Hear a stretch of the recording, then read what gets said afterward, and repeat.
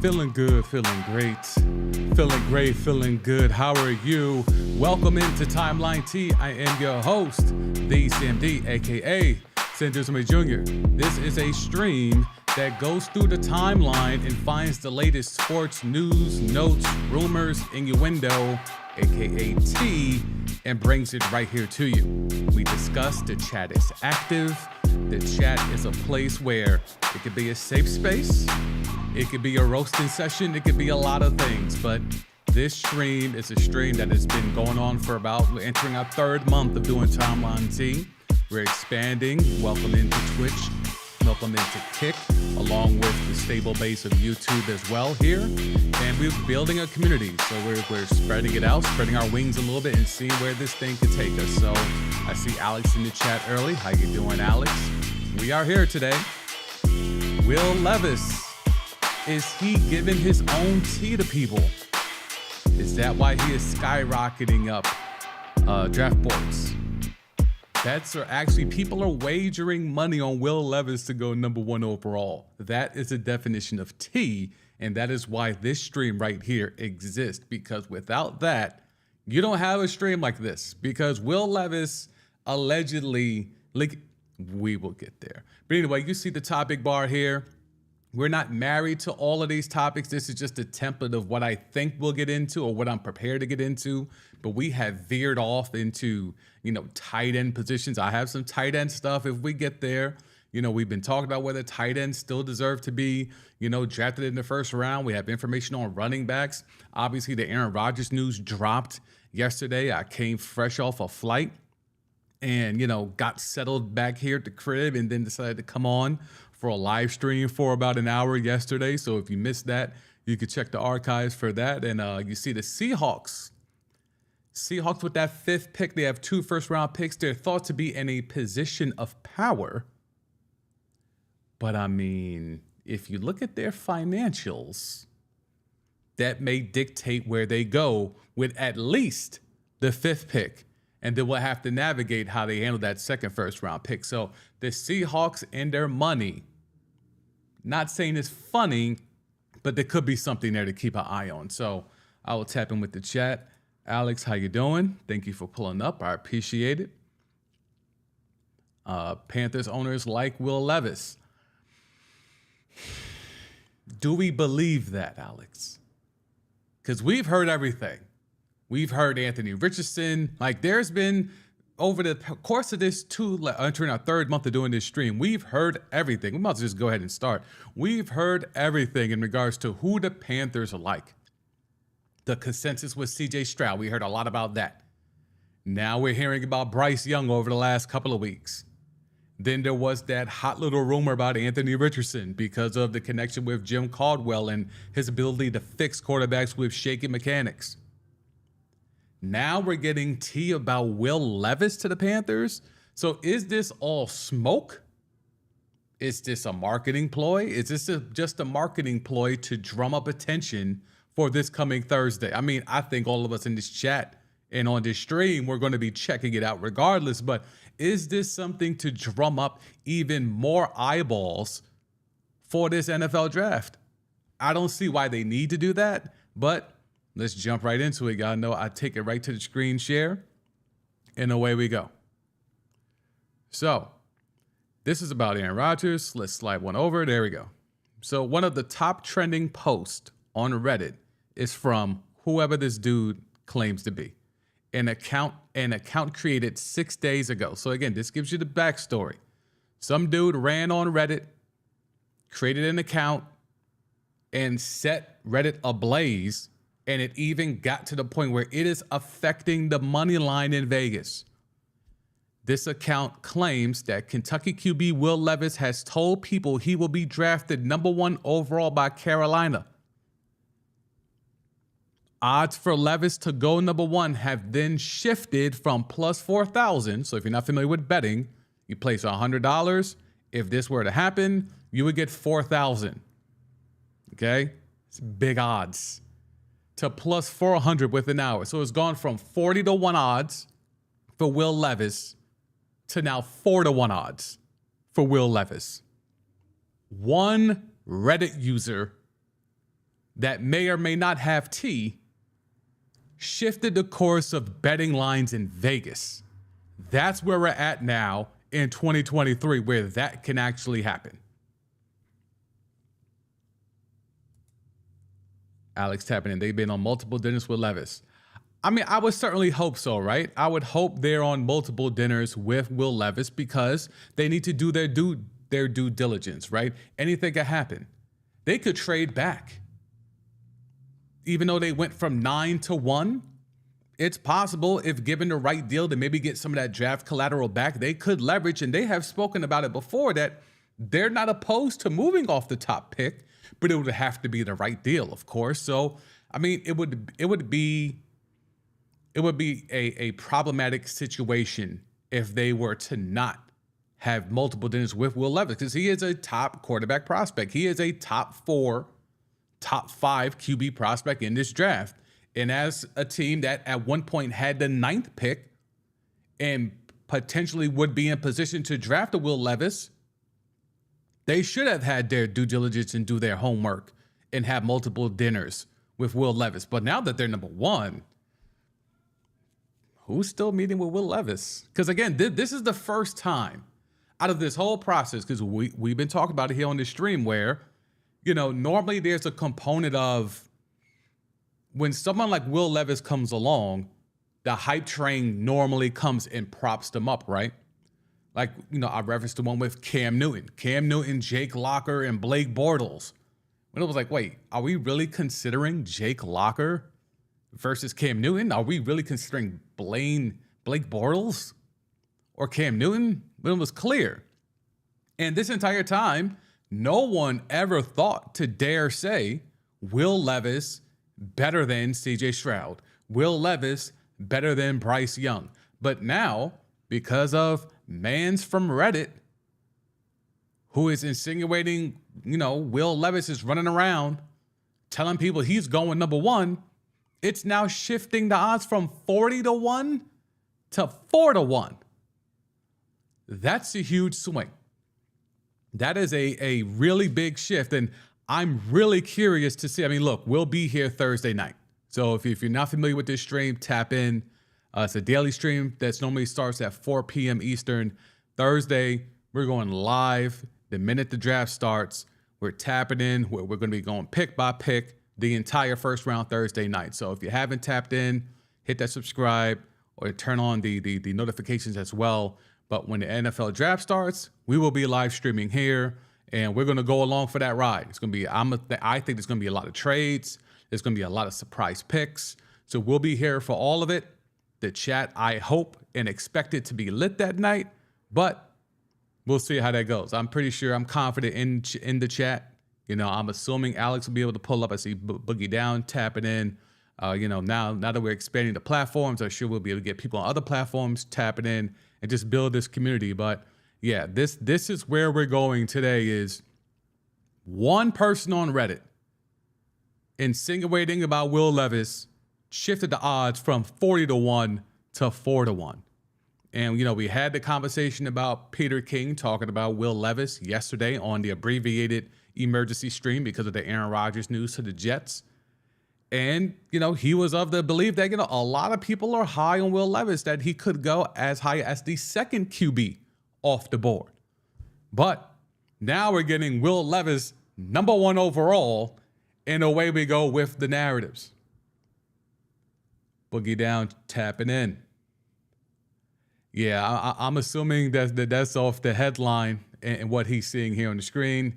Yeah, Boogie Down. We have reached that point where Will Levis is now number 1. Happens almost every time, man. It's like clockwork. It took a little bit longer this time, I will say that. There is small signs of progress that it took until, 3 days out from the NFL draft, 2 days out from the NFL draft for a quarterback that looks how Will Levis looked to be put out there and propped up as the best quarterback on the board when no one was really saying that prior to. So it is what it is. But Will Levis, who is a good quarterback, like this isn't to shade him, but we were never talking about Will Levis being the first QB off the board for the entirety of doing this stream for the past almost 3 months. We have never talked about that. Now, 2-3 days out before the draft, here we are because of some dude on Reddit. Boogie down. Will Levis. Oh boy, I told you the powers that be needed a non-melanated QB to be drafted high. Telling this stuff deeper than you think. I mean, look, I think the fact that it took this long is progress. You know, I've been talking about Cam Newton and Drake and Jake Locker and Blake Bortles. You know, we know about that, and we know of other instances, right? This one I think is just purely just the internet. I don't think this is actual. I don't think you'll find an actual NFL exec with any cojones to really be out here saying Will Levis is the best QB prospect. Like Mike Tannenbaum, who jumped out the window a few years ago and said, you know, I think Justin Herbert's the best of this draft, and that was a draft that included Joe Burrow. Okay? He jumped out the window and said that during that draft, and that was Tua and Joe Burrow. And he said, I would take Justin Herbert over the two of them. No one is making that type of claim in this draft. No one with any alleged credibility is jumping out the window saying, I would take Will Levis over CJ Stroud and Bryce Young. So I think that's where we have gotten to a certain place. But the fact that someone on Reddit can shift the odds in Vegas and various sports books from 40-1 to 4-1 is kind of crazy when you think about it. Because I'm telling you, doing this stream and preparing this stream, I have to go through a lot of tweets and articles, and there's a lot of weird stuff out there in regards to sports. There's a lot of stuff that is just not true, that doesn't stick, like this one post from one Reddit guy who created the account 6 days prior. So the fact that this story, this T, is the one that took off is kind of wild when you think about it. Because I go through tons of stuff like tweets like this and posts like this and just discard it like, fake news, or I'm not trusting that, or, you know, whatever the case may be. But the fact that this news, this post is being seen as credible enough to shift the odds in the books. Now, it could be either one of two things. Either one, there's some validity to this story, or the sports books want to make more money. They could make a lot more money by bringing down the odds or making the odds more competitive for Will Levis. Somebody's going to take, I bet you, and I wish the books would do it, they don't until after. I would love to know the jump in betting, because this number is indicative of some of the jump, right? But I would love to know the totality of the bets that are placed on Will Levis once this plus 400 hit. Like, it obviously took on a lot of bets to move the number from 4,000 to 400.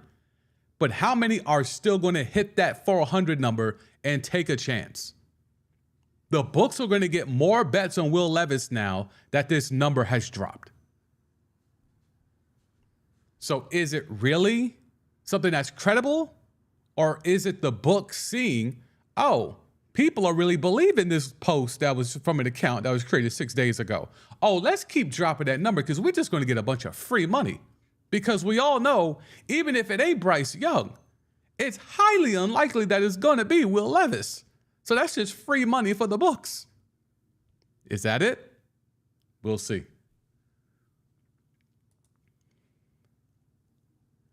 Alex, even the Panthers said they have not told Bryce Young they are drafting him. Well, I mean, they're publicly going to say that, Alex. That's the thing. Like, publicly, these teams can't really say too much. Like, even when things are a foregone conclusion. When Michael Vick was number one, everyone knew the Falcons were going to take him. Couldn't say that publicly, though. It would damage the integrity of the draft. And especially in this era where it's, a TV show and it's drama and it's prime time. You can't just go ahead and just start announcing draft picks days in advance. That takes away the drama. Why would we tune in? Why tune in if the Panthers have already told Will Levis he's the guy, right? And whether he was dumb enough to run around telling people I'm the pick, so go put a bet in because I'm the guy, which could be tampering and collusion. Like, we just seen 4 dudes from the Lions get knocked over betting. Why wouldn't this fall into that? Because technically he's not in the NFL yet, but it's some kind of collusion. If he's running around, that's insider trading. Martha Stewart got knocked for that. She did a whole ass bid. But anyway, because if Will Levis is running around telling me, hey, look, the Panthers told me I'm the guy, so I'm plus 4,000. So if you want to make a couple grand, if you want to make $4,000, like, go ahead and drop 100 on your boy. This could be very dangerous. Let's play this scenario out. If Will Levis does go number 1, will the NFL do an investigation? This is insider trading. But he has the loophole of, I'm a free agent, technically. I'm a free agent. Have I signed a contract? Nothing. So there's the loophole of being able to get away with it. I'm just saying, would the NFL, would Roger Goodell, fresh off just getting four Lions up out the paint, including Jameson Williams, would that really be a thing?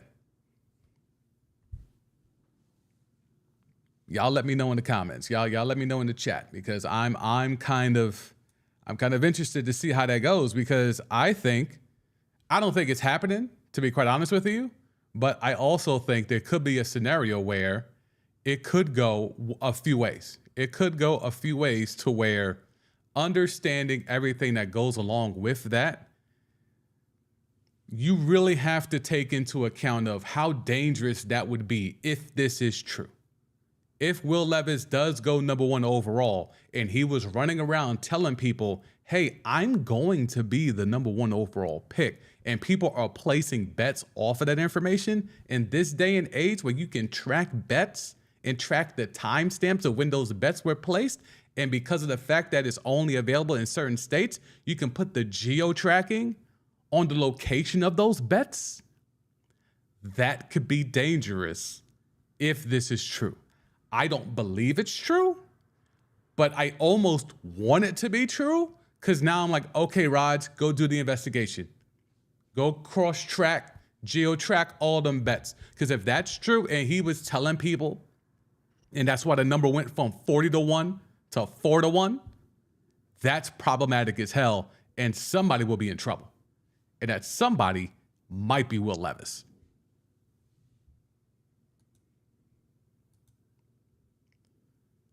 Okay, let me hit the chat.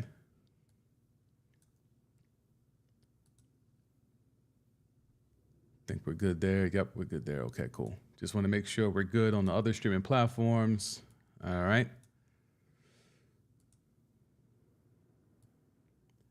Alex says, I say no because he doesn't have a contract, so insider trading does not count. Well, it has to be something. I agree. He doesn't have a contract, so he's not an NFL employee. He's not an NFL player. However, it's something. So if that's the loophole, that doesn't seem just. It's not insider trading by the definition because he is not an NFL employee per se. However, he does possess information that would be beneficial to those who would not have that information. And we saw what happened with that information, that as soon as that information allegedly hit the streets, we got a drop in the odds from 40-1 to 4-1. So it has to be something. If it's not the textbook definition of insider trading, then it has to be something along those lines. All right, so we got that out the way. Will Levis telling people, allegedly, according to a Reddit user who just created the account 6 days ago, that going number 1 overall to the Carolina Panthers. So if you put a bet in, let me know. Hit the chat. I would love to know if someone cashes out if Will Levis does go number 1, but I would not put no more than a little $5 bet, if that, on that just to see if it hits. But I think there's a very minimal chance of Will Levis going number 1 overall to the Panthers. All right, so we move from that to SI. Albert Breer with a lot of news and notes. And he does a little team-by-team needs and pick predictions, so on and so forth. And there's some interesting things here when it comes to who needs what, right? So we're going to scroll down to the Panthers. Panthers are number 1 on the board. He thinks their top needs are quarterback, linebacker, running back, receiver. Now, they only have 6 picks in this draft. We know they had the top pick because they mortgage a lot of the picks that they no longer have to move up with the Bears to go from 9 to 1. It appears, though, Bryce Young is going to be the pick. We'll move on. The Houston Texans is where things really get interesting because, as we see, QB needs. Their needs are QB, defensive end, a.k.a. edge, and wide receiver. They could get 2 of those 3 things with their first-round picks at number 2 and number 12. They could, in theory, get their quarterback at 2 and their wide receiver at 12, or their defensive end, a.k.a. edge rusher, at 2, and their wide receiver or QB at 12. Because there could be a scenario where the Texans, if we're to, let's say they don't go QB at 2, let's say they go Will Anderson at 2, who I've been tough on in regards to I don't see it translating, but you can't deny the athleticism. He is very good against the run. He's stout against the run. Like, there's a lot to like, but to me, he just doesn't jump off the screen like the Boses, like a Myles Garrett. He doesn't do that for me. But look, D'Amico Ryans, he knows more than me. I'm not bashful. I'm not afraid to say that. He knows way more than me in regards to this. So if he thinks Will Anderson can translate to being an impact off the edge, like one of the Boses, like a Myles Garrett, then so be it. I'll let it ride. So in theory, he could get Will Anderson at 2, and at 12, potentially he could go get a JSN, Jackson Smith and Jigba, or depending on who's there, he could potentially draft an Anthony Richardson, even a Will Levis, or he could even jump out the window and go Hendon Hooker here. So the Texans are really in a position to fill 2 of the 3 biggest needs on their entire team with just 2 picks in the first round. That's why this draft to me is extremely important for the Texans, because you can't miss. You have the gift of damn near two top 10 first round picks. That very rarely happens, especially in the NFL. So you cannot miss with these picks. Both picks have to be, okay, number 2 definitely has to be a home run. Number 2 has to definitely be a home run. That 12th pick certainly has to be a need, and filling a need with someone that's very high on your board. So the Texans, in whatever combination, whether they go QB, they could go, we've seen a lot of mock drafts that have had CJ Stroud as the 2nd pick, and then JSN, Smith and Jigba as the 12th pick. So then you get your QB and your receiver, and away you go. Pair that with Pierce in the backfield. You have an offense that should be set up as a triplet type thing for the foreseeable future. So there's multiple ways they could go about it, but the Texans are in position here to really make things happen. We go down to the Cardinals. Their needs, are outside linebacker, offensive tackle, cornerback, wide receiver. This is a problematic spot to be in for the 3rd pick, because there's nothing glaring at the top here that's worthy of the 3rd pick with what their needs are. And that's why we've seen a lot of talk about them moving back in this draft, because why in essence, waste the draft collateral of being at the third pick when you can trade back? And if these are truly your needs and they feel like Albert Breer is saying that these are their needs, then they can go and get an offensive tackle, a DB, a receiver, or an outside linebacker in the bottom half of the top 10, maybe even into the teens, depending how far back they trade. So there's a lot here to where it's almost, I won't say the worst time to have the third overall pick, but it's a very difficult time to have the third overall pick, because if it does go, if you're the Cardinals, you need CJ Stroud to be available. You need the Texans to go defense, because now that makes your pick valuable for any team, like maybe the Raiders that want to trade up, maybe the Titans that want to move up to get to that third spot. So the Cardinals are going to be waiting with bated breath at what the Texans are going to do. If the Texans go CJ Stroud, that really diminishes what that third overall pick will be. Now you're hoping someone really wants Will Anderson bad enough that they want to move up to 3. If it goes Young, Stroud, 1, 2, now you're looking at who wants Will Anderson. Because even though he did play linebacker at Alabama, you know, they've used him off the edge a lot over these last 2 seasons. So therefore, in the league, he's going to be an edge rusher. So he doesn't fit the outside linebacker need. There's no tackles, in my opinion, no offensive tackles that deserve or are of a number 3 overall grade. So you're kind of jammed up there. We have Witherspoon and Gonzalez as cornerbacks that will go top 10. I'm not taking either one of them at number 3. And with this wide receiver draft class, it's a mixed bag in terms of what people feel about it. Some people feel it's a deep draft. Some people feel it's just a good draft. Some people feel it's just an okay draft. As great as JSN, Smith, and Jigba is, or if you're a Zay Flowers guy, cool. I'm not taking neither one of them at number 3 overall. So if you're the Cardinals, you're reeling in a jam. If you're the Arizona Cardinals, you are reeling in a jam in terms of figuring out what the hell do we do? You're really being dictated by what the Texans do. If the Texans go quarterback, you got to hope someone really wants Will Anderson. If the Texans go Will Anderson or another defensive player at 2, now it looks great for you, because now you can hold a ransom for someone who wants CJ Stroud. But here's the question. Even if the Texans go Stroud, why don't the Cardinals want Will Anderson?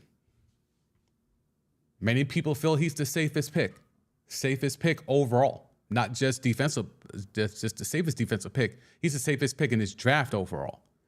Why wouldn't the Cardinals want Will Anderson? Let me check the chat as we move on, but we're still doing, we can still talk the Will Levis thing. Alex is chiming in. However, we can't prove Will Levis told anyone anything, and this could just be someone trying to create drama. Oh, I mean, Alex, hey, let's be clear. I don't believe any of it, right? I believe it's someone stirring the pot, and that's fine. It causes chaos, and that's why we're here on this stream. I'll tell you up front, I like chaos. It gets me something to talk about. It gives me something to decipher and break down. Who would have thought when we woke up today, we will be able to invoke Martha Stewart on an NFL live stream? But that's where we are, because of this Reddit user pulling up and talking wild on a Reddit post and claiming that, you know, Will Levis is running around telling people he's going to go number 1 overall. So that's where we're at with that. I don't have an issue with it. To be quite honest with you, I don't have an issue with it at all. I am here for the chaos. Going to the screen here. Let's see if we can find. Now the Colts are going at 4, and that's where things could get really interesting depending on who you ask. The Colts are at 4. They have 9 total picks. Their needs are quarterback, cornerback, and offensive tackle. So again, two of those 3 you don't really want to deal with at 4. But the QB, you can get one at 4. It's just a matter of which QB. And I think that's where ultimately the real draft, once we get to the Cardinals and whatever they figure out, whether it's trading back for someone who wants Stroud if he's there, or whether it's just standing pat and taking Will Anderson, or whether it's trading back for someone else who wants Will Anderson, the Colts pick is most likely just going to be a quarterback. It's just a matter of which one. Will it be CJ Stroud if he's there? Has the smear campaign, started by Brady Quinn with maybe some inside information from the Mannings that happened over a year ago? Will the smear campaign work with CJ Stroud somehow falling to 4? Or will it be Will Levis, who allegedly is running around telling people he's going to go number 1 when ultimately he's probably going to be 4 or later in the first round? Or could it be the enigma that is Anthony Richardson,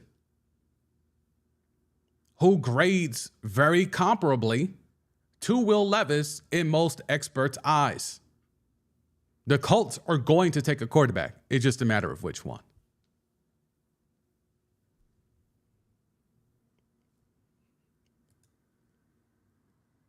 And speaking of a team that needs a quarterback, the Tennessee Titans have apparently, quote, lost faith in Malik Willis, and that's according to Peter King, who we spoke about yesterday on the emergency stream. Willis finished his rookie season with 0 passing TDs and 3 interceptions. So, okay, these stats are very, very misleading. Not to say that these are wrong stats. They're not wrong stats. It's just once you look at it, it is stats that don't really justify the fact that the Titans have lost faith. Let's look at the Tennessee Titans roster from last year. More specifically, their receiving core, okay? Because again, we're talking about someone who was a 3rd-round pick. They drafted a 3rd-round pick at quarterback, and now I don't know what they were expecting, especially when the now former GM gave away A.J. Brown, but I don't know what they were expecting from young Malik Willis as a rookie QB running around there with absolutely no help. And Derrick Henry wasn't even healthy at the end of the season when Malik Willis was thrown in there. Like, we need to really be careful with verbiage in narratives here, because Malik Willis was thrown to the wolves and he got ate up by them wolves, because that's what was supposed to happen, because he had next to nothing around him. Again, you're drafting a 3rd-round QB who only got 3 starts, came in 5 times in relief. What did you expect from this man? As a rookie, especially. As a rook, especially. Okay? And again, let's talk about this Tennessee team. Look at what they had here. Rushing and receiving. They did not have a receiver get 600 yards. They did not have one receiver in the era where it's the easiest time ever to throw the ball.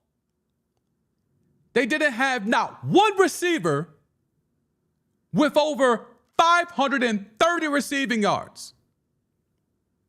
But we're going to blame Malik Willis. It's his fault. It's his fault they got Robert Woods when they gave away A.J. Brown. It's Malik Willis' fault that they have Austin Hooper running around here with a beat-up body. It is Malik Willis' fault that they have Treylon Burks. Nick Westbrook.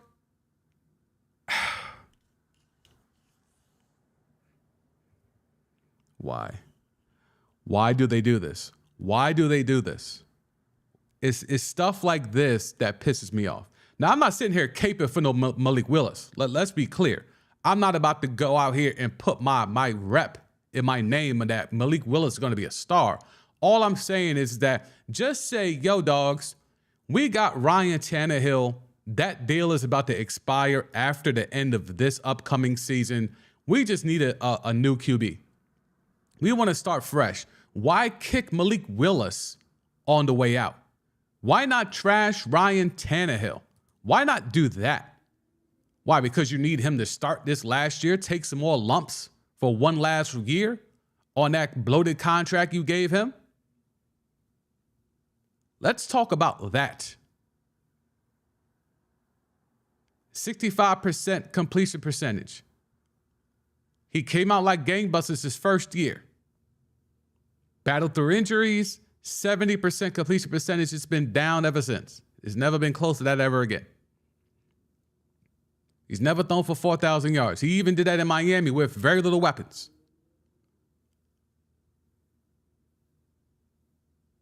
You've seen the bad offensive line, 47 sacks. And also, he hangs on to the ball a hell of a lot. Pause. So Ryan Tannehill, that's who they need to be airing out. Now, these are numbers with A.J. Brown, by the way. So again, we could look at this offense and be like, how the hell could they be kicking Malik Willis when this is the first year without A.J. Brown and you see the market drop off from with A.J. Brown, 3,800 yards, 3,700 yards. No A.J. Brown, 2,500 yards. Yes, I know he got hurt, but then we add in Malik Willis numbers. It's nowhere near in comparison to what they had when he had A.J. Brown. This is what it looks like when you have a number one receiver. This is what it looks like when you don't. Okay? That has nothing to do with Malik Willis. A rookie Malik Willis, if you would have gave him A.J. Brown, I guarantee you his numbers wouldn't have been that bad. But since the former GM was an idiot and traded A.J. Brown for next to nothing, this is what you get now. That's why he's unemployed and he got a whole new regime coming in. And Mike Vrabel better make sure that thing gets rolling quick, fast, in a hurry, or he could be following that former GM out as well.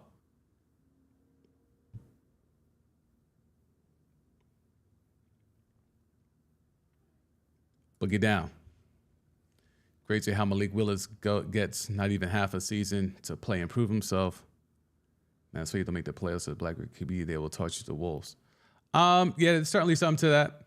I mean, I think ultimately it's them just needing a narrative to give reason to why they're probably going to have to give up a lot to move from the 11th overall pick to potentially maybe that third pick where the Cardinals are at 3.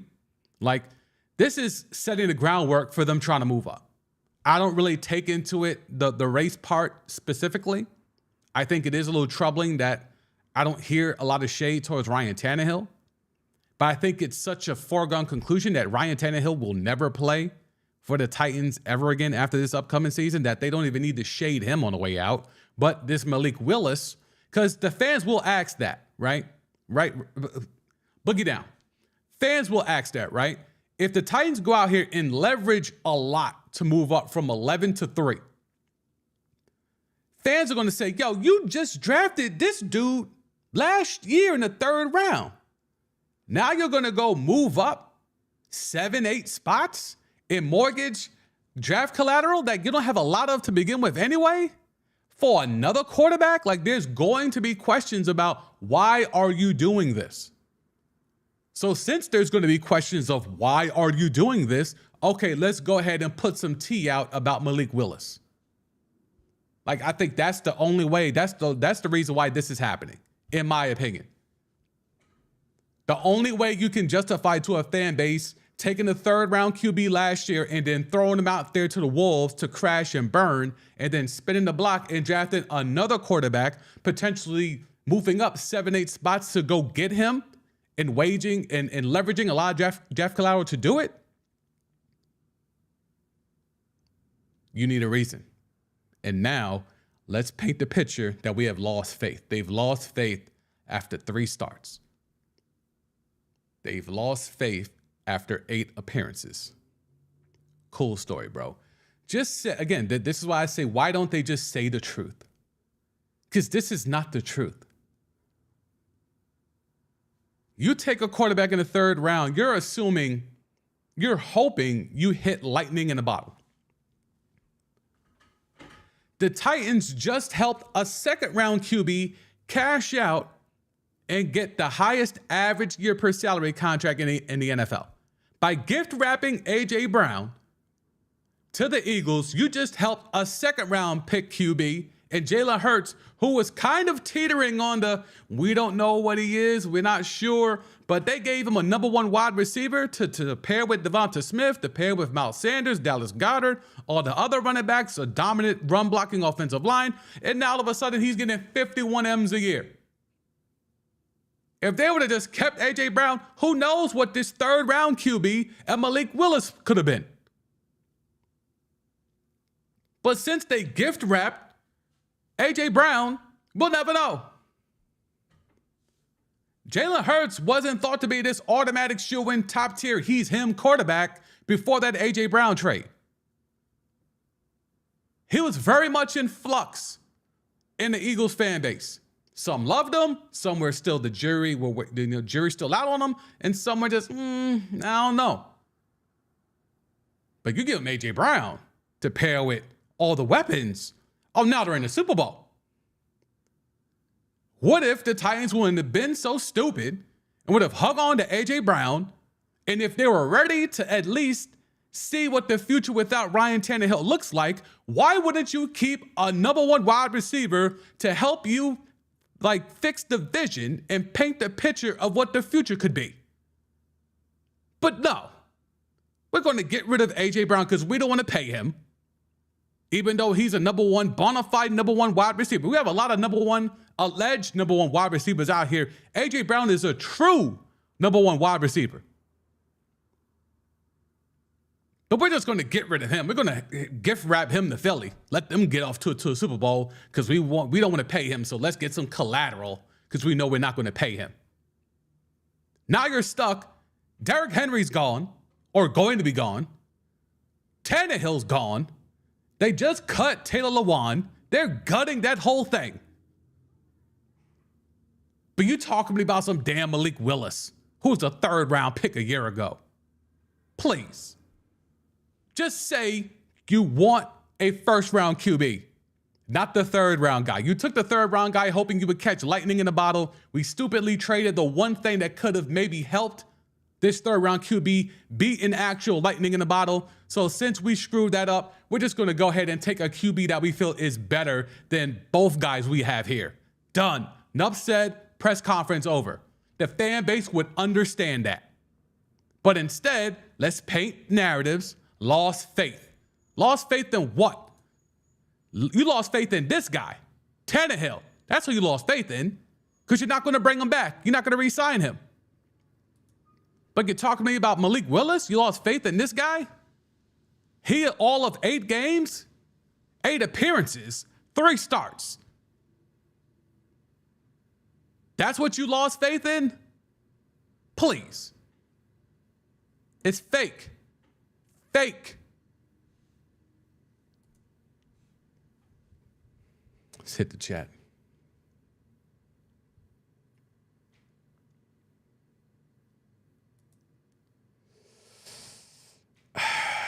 Boogie down. Well, I'm not going to read that, but people who wants to read can read it. I'll just say Zach Wilson. Case in point. The Jets went and got Aaron Rodgers, and they're still not getting rid of Zach Wilson because they're going to give him another chance to develop.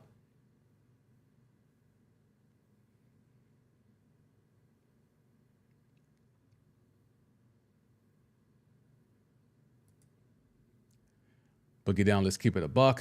The powers that be do not want a bunch of elite athletes at QB who look like Lamar Jackson and Malik Willis.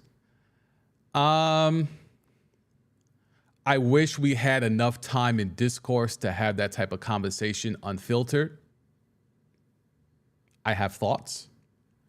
But yeah, there's something to that, but I think it's even deeper than that. Pause. Alex, since Titans aren't sold on Malik, just trade him to a team that needs a QB. I mean, he's a third-round QB. I don't know who would even invest in anything. Like, again, what would any respectable team actually give up for someone who only had 3 starts? Like, it's kind of like the same thing with like the Trey Lance thing. Like the Trey Lance thing with the 49ers, like, yeah, teams are calling about him, but what are they willing to give up for him?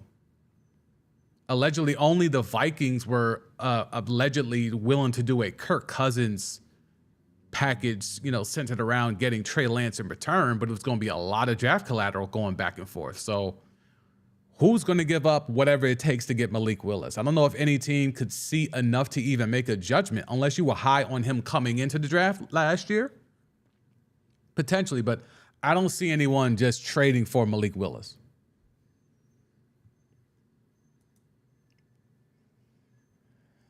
Alex, if my Steelers needed a QB, I would take Malik. At least I know Mike Tomlin is going to give you a chance. Yeah, but you have a QB, right? So you're good. That's kind of thing. There's not a lot, like there's a lot of teams that truly need a future QB. I don't know if Malik Willis fits that. Like, why would you trade for Malik Willis when you could go get, you could get the kid from UCLA?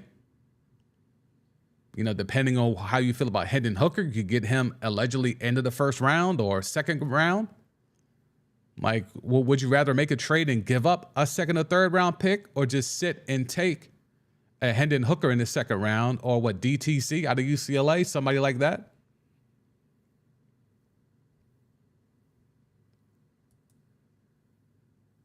Lamar Jackson has a boogie down. Lamar Jackson has set a high bar, going 6-1 as a rookie, being dual threat QB, take his team to the playoffs, has set the bar high. All these QBs, all these GMs are expecting that kind of productivity. Yes and no. And I'll say why I say no. I think it depends on how the quarterback is going to be used. I think they knew in Baltimore what they had in Lamar. I just think they underestimated how fast he was going to be dominant. You don't look at what he did in college, winning a Heisman, the production he did at Louisville, and the offense they ran at Louisville.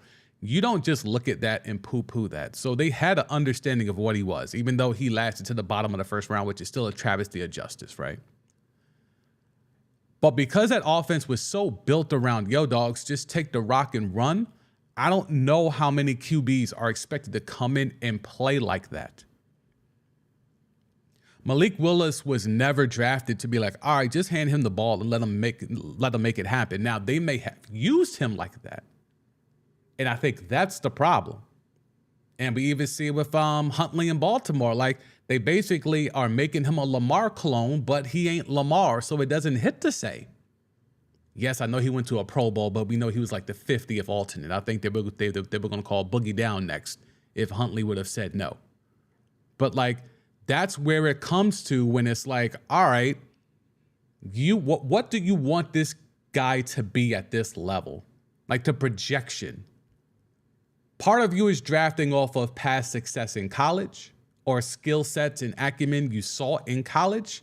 And then you're also projecting development and advancement of those skills and techniques and acumen at the next level. The problem is, I don't think a lot of GMs and talent evaluators have really figured out how to truly evaluate dual threat QBs, mobile QBs, however you want to categorize them, because it's still a new proposition. Even though I've had dual threat QBs in the NFL my whole life. It's just they've never been the in thing. Now they're the in thing. It's taken 30 plus years for dual threat QBs, mobile QBs, to be the in thing. So now the talent scouts, the evaluators, the analytics guys now have to change their scope. The drop back passer is dead. It's dead. It's done, dead and buried, 6 feet, 18 feet, depending on what plot you get. It's dead. Dual threats from here on out. Mobile from here on out. Escapability is a metric we're going to hear, is a buzzword we're going to hear for the next 15, 20 years. Escapability. Because you got to have it. Can't be a statue in the pocket. Those days are done. So I hear you. I just don't think it's that per se. I think it's just the talent evaluators and the scouts and the GMs haven't really figured out what the future of this game is and how to scout it and how to evaluate it. CJ Stroud was getting killed because he wasn't a mobile QB. He wasn't considered a dual threat QB. He was considered a pocket passer. The Panthers are allegedly going to take one of the smallest QBs in history, not just in height, but as of weight as well.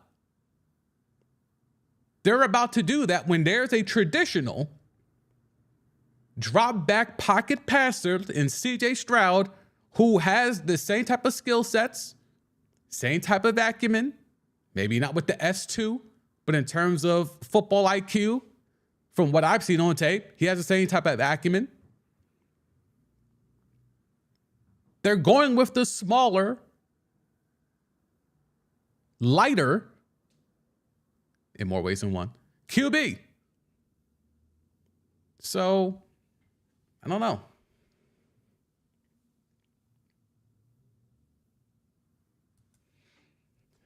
Alex, I think we need to get the Discord back so we can have these discussions, if you know what I mean. Trust me, I have been looking at it. I looked at the Discord this morning, actually, and trying to navigate and try to get updated. It is still active. It is still open. I just have to make sure and get all the stuff up and running and reorganize some of the channels and servers on there and the groups and all that stuff. But yes, I am working on that. So I did take heed to you bringing it up. And it's something I am, actively trying to get right. So the Discord will be back up and running very soon. The link to that is in the channel. When you go to the channel page, you do see the link for the Discord. It is there. So whether you're catching this live on the replay, if you want to tap in, the Discord link is there. Working it out, getting it back up to speed, but the link is there and it is active. Boogie down. Is Stroud mobile at all? Is he more like a Joe Burrow or Justin Herbert in terms of arm talent and mobility? That's a good question. In my opinion, I would say he's more Jay Herbo than Joe Burrow. And he is mobile. He showed us in the college football playoffs. He ran. Like, it's there. It's just it's not his thing. He's not my first read's not there, I'm taking off. He's not that. Like, he will go through all his reads. He will exhaust all the reads. And because he was at Ohio State, all his reads, once he gets to his second or third read, that guy is more or less like I had to choose which guy was wide open. Because he's at Ohio State and that wide receiver room was top tier, right? So it wasn't like he had to progress through all his reads and all his guys are covered, so now let me take off. It's one read not open. Okay, this other guy is wide ass open. All right, I'll just chuck it to him. Oh, my first and second read are locked off. All right, my third read. Oh, he's wide ass open. Okay. So it's just kind of, there was really no reason for him to run. But, and let me try to pull up the stats here. But I remember in the college football playoff, he had a couple of scrambles. So it's not like it's foreign to him. Let's see what we could pull up here. Sports reference. No, we want. Oh, wait. Is that what we want? Okay. They don't have. I'm looking up to see if they have the stats from the college football playoff. Because if you see here, rushing, he doesn't do a lot of it, right? 47 attempts, though. So, I mean, it's something there, right? But I'm looking for, do I got to do the game log? Game log, okay. Because I remember a scramble or two. Yeah, 12 rushes. 12 rushes against Georgia. So, I mean, it's there. He's had 6 rushes against Northwestern. Again, it's Northwestern. 6 against Penn State. That was a big win at the time. Like, it's not like you're not going to do RPO with him, Boogie Down. But it's not like he's dumb enough to where, oh, my pocket's collapsing, I'll just take the sack. Like, it's not like Drew Bledsoe or, or Matt Ryan. Like, he's not just going to stand there, take the sack, or Joe Flacco. He's not going to just stand there and take the sack because he has no escapability. He has escapability. So he can run when he has to. So that's kind of my piece about it. Is like, I saw way more in that game against Georgia. I was like, oh, he can move. Because again, the narrative was he lacks mobility, which I don't know if that was true or not, or just the fact of he didn't have to run. There was no need to do a RPO. Like, just because he is a melanated quarterback doesn't automatically mean, oh, well, we have to do RPO with him. No, he can be a drop back QB and slice you and dice you, as you see from these numbers he put up last year. So the game against Georgia, and I'm glad that my memory is not going. I know in one of the playoff games I saw, he went crazy running the rock. And it was the Georgia game. He had 12 attempts, by far the most of his entire season. Probably the most of his entire career. So it's there, is essentially what I'm saying. It's not foreign. Alex Stroud will run if he has to. I think that is the difference, is he is a pocket pass with the ability to run. And that's why I think he's Justin Herbert, more so than Burrow. Burrow, they had a few design runs for him, things like that, like little trickeration stuff. Herbo is more about the gun. It's the gun, it's the arm, it's the ability to get it off. Whereas with CJ Stroud, he only going to run if he has to. And there's nothing wrong with that. I don't get caught up in 40 times and all that, especially at the QB spot. But I mean, I think the arm talent is there. He's got the prototypical size, right? 6'3", 215. That's prototypical QB size, especially of this era.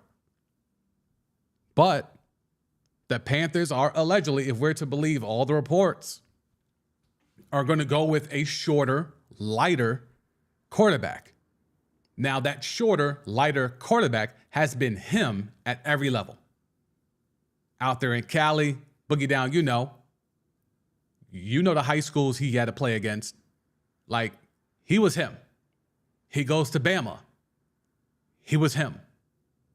So, top tier competition in high school and at the SEC playing for Bama. And he excelled. So, he could be the exception to the rule. And maybe that's why you take Bryce Young, number 1 overall, despite the fact that he will be the smallest, next to Doug Flutie, one of the smallest QBs to ever start. He's certainly going to be the smallest QB to ever be drafted number 1 overall.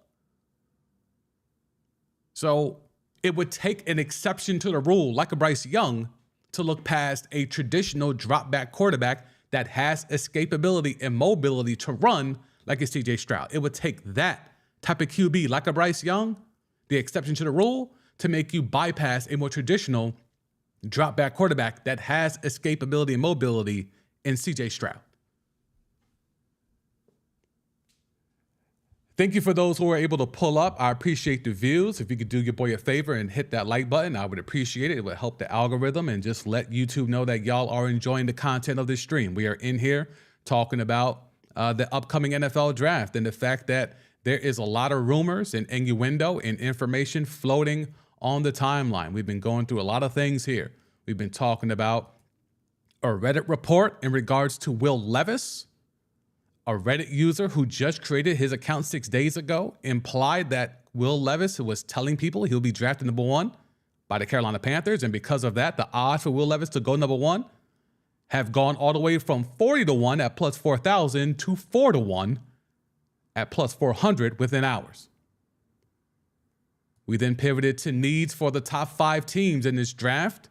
And there's a lot of interesting positions, but I think the first one will be Houston. Houston will set the tone for how other teams move. The Arizona Cardinals, their draft could be won or lost based off what the Texans do with the second pick. Then we've moved on to how the Tennessee Titans are desperate to move up in the draft to select a QB and in their way to justify selecting another quarterback for the second year in a row, this time in the first round, they are choosing to tear down last year's third-round pick, Malik Willis. And we could go down the line of how problematic as hell that is and how Ryan Tannehill is somehow skating and why he's skating. None of us know. But it just leads to why are certain quarterbacks being judged so harshly and why running quarterbacks or perceived running quarterbacks are being judged so harshly as opposed to pocket quarterbacks. And that's how we've gone on to CJ Stroud, because CJ Stroud fits the mold of all the quarterbacks that would have been taken in years prior. He would be the consensus number 1, a drop back pocket passer that has evolved with time because he has the ability to now move and be mobile out the pocket, even though that's not his MO.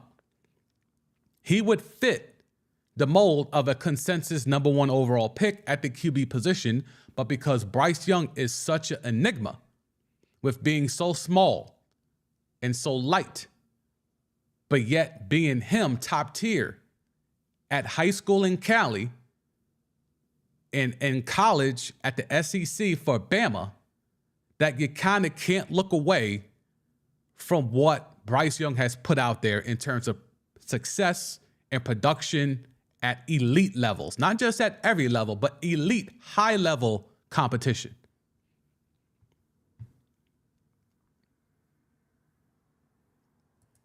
Boogie down. Oh yeah, if Stroud goes to a team with a mediocre or bad line, he won't last. He's nowhere near mobile enough.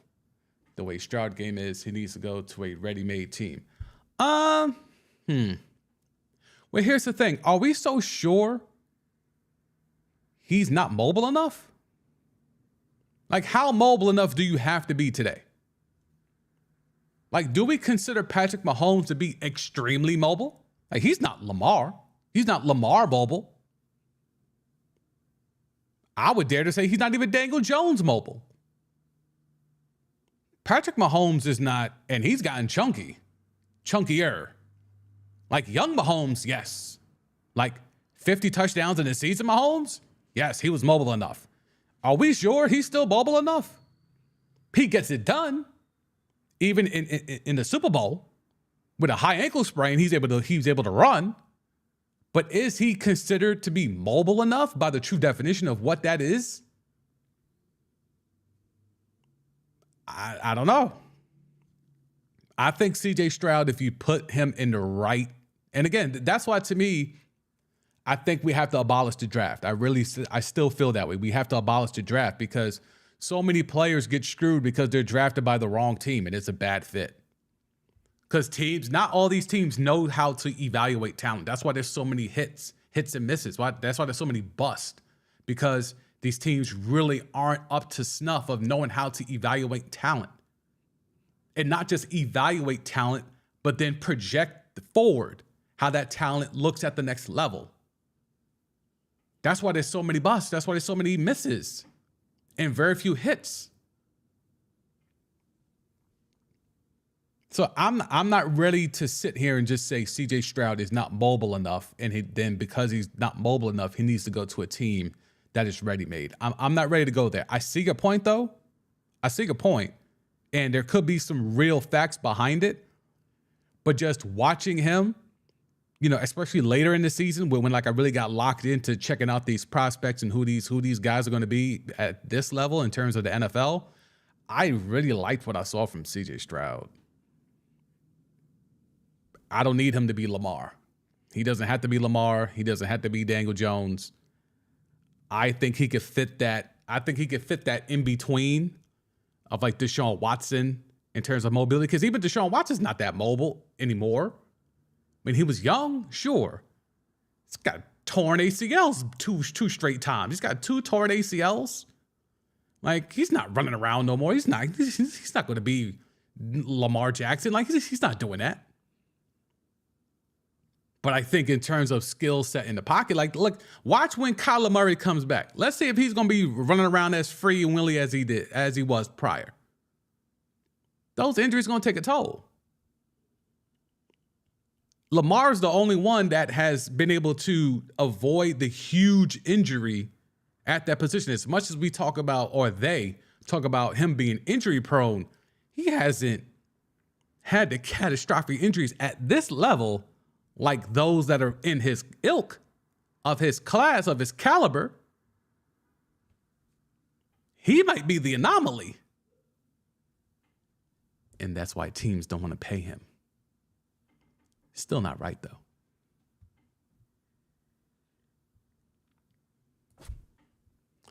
Alex, I would not be mad if the draft shakes down like this.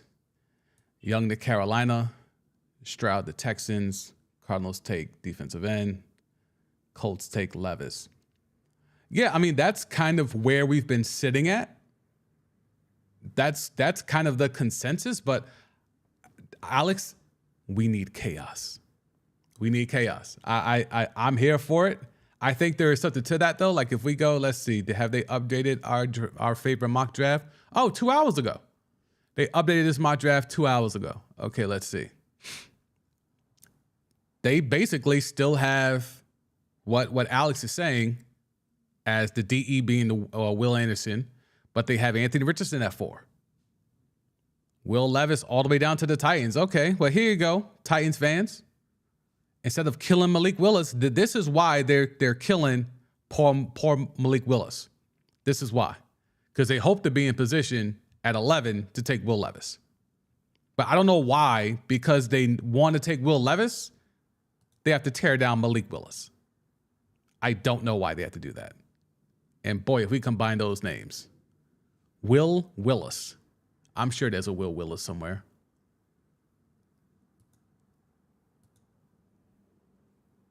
That is interesting how that works. Funny to your boy. Malik Levis? I don't think that works, but Will Willis. That's a fun name. But in terms of this is why they're tearing down our man's Malik Willis. For no reason. How about this? Christian Gonzalez 10 to the Eagles? I don't see the Eagles doing that. Eagles go DB? I don't see them doing that.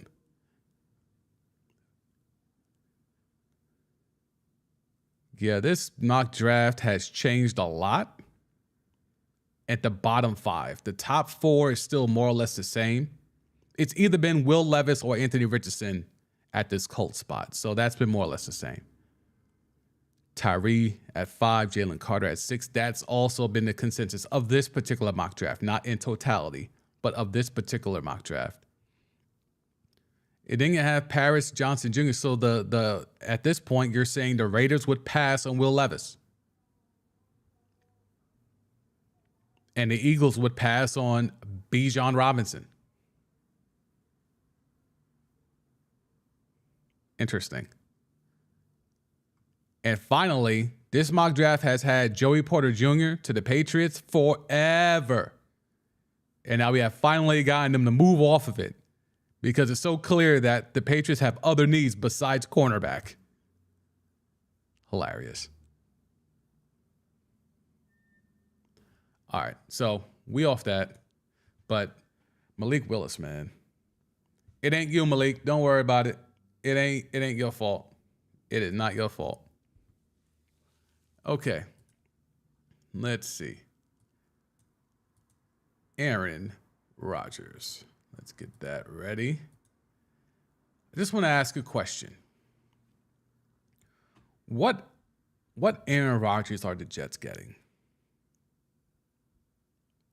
Because this, and shout out to @SharpFootball, they do a lot of great work. I'm glad I've discovered them because of this stream. Me looking for new voices, people with more data, more metrics, more analytics, because I do think metrics and analytics play a part in analysis, but they also can be misconstrued and used to get off lazy narratives. Hi, Big Ben. But right here, though, Sharp Football, they're able to break down and use metrics and tie it to specific game situations. And that, to me, is very important when you're trying to analyze stuff. So when it comes to Aaron Rodgers, in the most ideal passing situations, unpressured on early downs, last year, Aaron Rodgers ranked 25th in EPA per attempt, 27th in success rate, 28th in yards per attempt. This was a huge decline from the prior 2 seasons when he ranked number 1 and number 7 in the NFL. In 2022, instead of buying time to make a play, he routinely dumped the ball short to guarantee he wouldn't be pressured. 36% of his attempted short of line of scrimmage. 36% of attempts short of line of scrimmage, ranking 45th of 47 QBs. This looks to be a quarterback that is scared to play, that is scared of getting hit and doesn't like getting hit anymore at his big old age. Did the Jets just give up potentially 2 future first-round picks? Because future, I mean, it won't be future Thursday night, but still. Did the Jets just give up potentially 2 future first-round picks for a QB that is scared to get hit? These numbers would tell you, even when he's unpressured, he's bad. Now, we've had stats and metrics and data over the last couple of weeks when it comes to these draft prospects about, pressure rate in the pocket versus unpressured, da-da-da-da. But now we're getting this data specifically in the most ideal passing situation, unpressured, early downs. Aaron Rodgers' numbers tanked in comparison to the 2 prior years when he was the back-to-back MVP. Anomaly or the beginning of the end? That's a real thing. And that's why, even though it sounds like a no-brainer to trade for Aaron Rodgers, it's data like this that you have to be wary of if you're the Jets. And the Packers were damn sure aware of this information. And that's why they sat back and they had all the leverage. And they made the Jets give in to ultimately what they wanted, which was the pick swap and the conditional second that if Aaron stays upright enough, turns into a first. I would love, Lombardi Leap hasn't pulled up, or I don't know if he's in the chat today, but Lombardi Leap, I would love to get his thoughts on this because he's our resident Packer fan. And he's given us some Packer tea. And he's been heavy in the chat and so on and so forth. But this right here is pretty alarming numbers. Pretty alarming metrics. And this is just in the most ideal passing situation. So we're talking about unpressured. So you can't blame the offensive line. You can't blame the receivers not getting open because this is 1st and 10.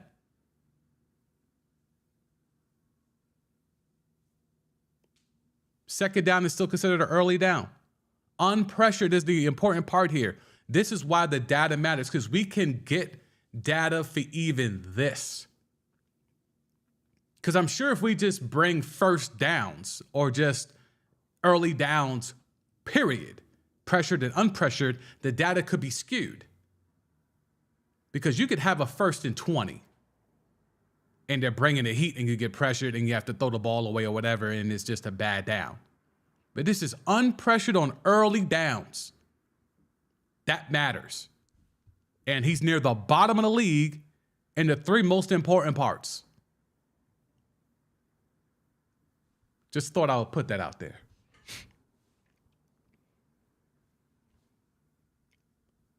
Back to the chat.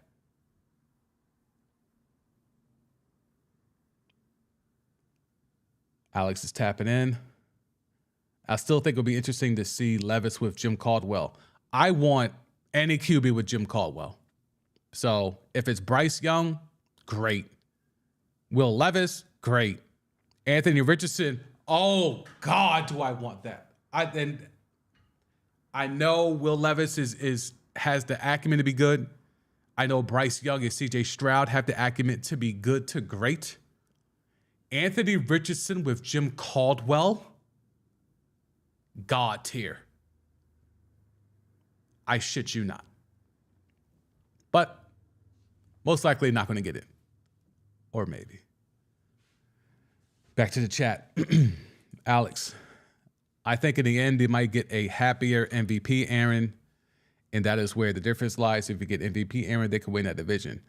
Certainly. Here's the thing, though. He got what he wanted in Green Bay last year. And he still put up these numbers. So, I don't know. Now, the talent gap between Green Bay and now what the Jets have is vast, right? Jets are a way more talented offensive team. So in theory, he should be happier. Throwing to Garrett Wilson, he's got his mans in there, Alan Lazard. Who knows if they're able to find a way to get Randall Cobb over there or Mercedes Lewis. But either way, comparable running backs. Offensive line might be a wash in terms of whose line is better. And the Jets can improve on that in the draft, especially now that they were able to retain one of those second-round picks. So, yes, I think the Jets just having a better roster should make Aaron happy, and therefore he should play better. But, I mean, we thought that too with Tom Brady. Tom Brady had a lot of weapons, and he did not look good last year. Now, the numbers will say otherwise, but he did not look that good last year. And he had weapons. So sometimes you just old, bruh. And I know Tom Brady's was 45 or some nonsense, and Aaron Rodgers ain't that. But he ain't that far away. So I think it remains to be seen what type of Aaron Rodgers the Jets get here. I think it's going to be interesting because there were signs of decline. It's just, are they getting him at the tail end, or are they getting him at the beginning of the tail end? Jets fans will hope it's the beginning of the tail end. Packers fans, I think they think deep down it's the tail end. But they were still willing to pay him out just for years of service. Back-to-back MVPs not that long ago. 4 NFC championship games after that one Super Bowl. So, I mean, yeah. We'll pay you out on your way out. You're a legend.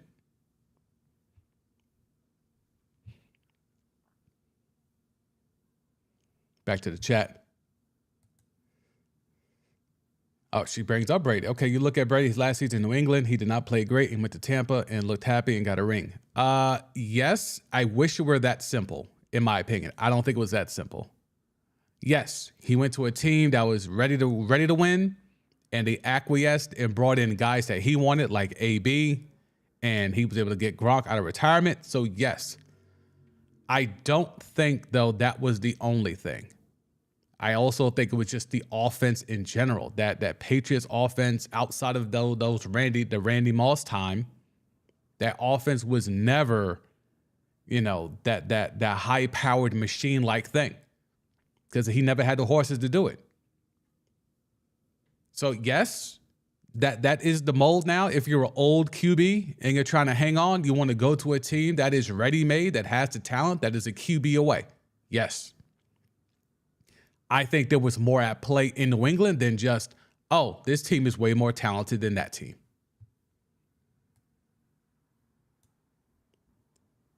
All right. So, the Seattle Seahawks and their money. Let me make sure I got the right tab open here. Give me a sec. Let me check in, make sure we're good everywhere else. Yep, we're good there. And we are good there. Okay, cool. All right. So when we have, let's see. All right, we have this story first when it comes to the Seahawks. The Seahawks may have a different reason than usual to trade back out of their top pick in the draft. Money. Because of Seattle's roster setup and the cash and salary cap situation, John Schneider could be financially motivated to trade down from 5. That is interesting to me because we've been seeing the Seahawks sitting at 5 thanks to Russell Wilson and the Denver Broncos, and I haven't seen not one mock draft with them moving off 5 at all. We went through about 4 mock drafts last night on the emergency Aaron Rodgers stream, and not one of them had Seattle trading back. But now we're getting some information here in regards to the financials with the Seahawks, where that could be a thing.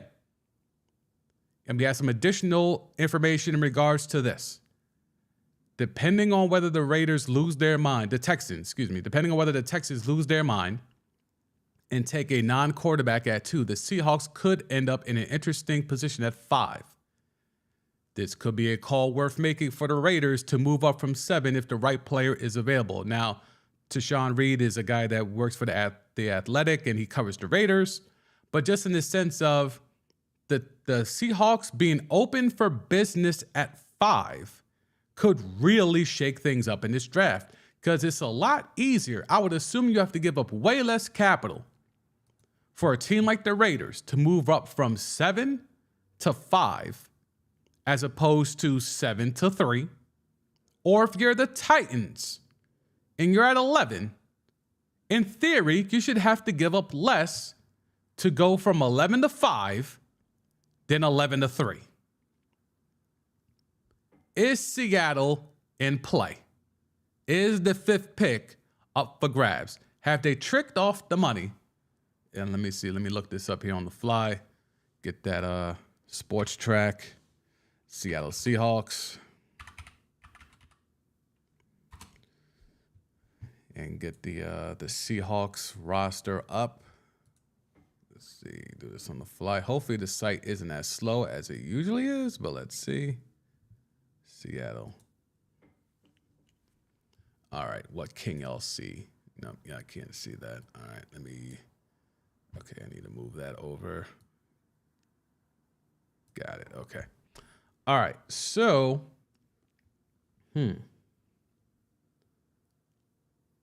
seven, they have about 6.5. This is an estimated cap space. 7.5, almost 6.6 mil. Don't look at the estimated. That's just the top 51. If we count all the players, oh, they got a lot of money on the dead cap. 17 mil in dead cap money. Yeah, this is a weird roster makeup. Okay, they're potentially entering cap hell. Potentially entering cap hell. Let's see if we can get this story up and there's no they don't ask me to do any nonsense.